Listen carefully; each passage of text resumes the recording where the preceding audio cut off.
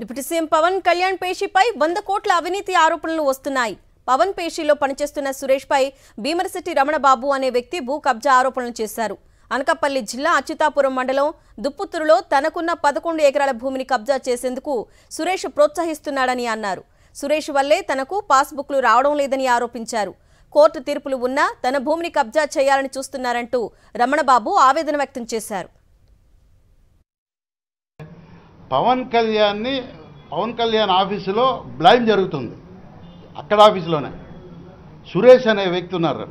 పవన్ కళ్యాణ్కి సంబంధించిన PS OS తెలీదు.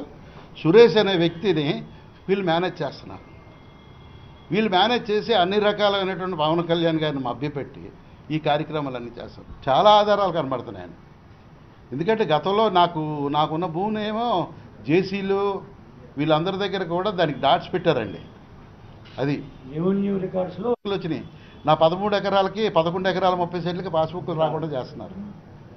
11 ఎకరాల ఇప్పుడు పాస్బుక్లు రాకపోతే దానికి మొత్తం రాకూడదు, 1 సెంటు కూడా రాకూడదు.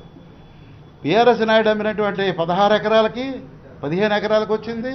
తర్వాత ఏమో సురేష్ ఈయనకి వచ్చింది, నాకు రాలేదు.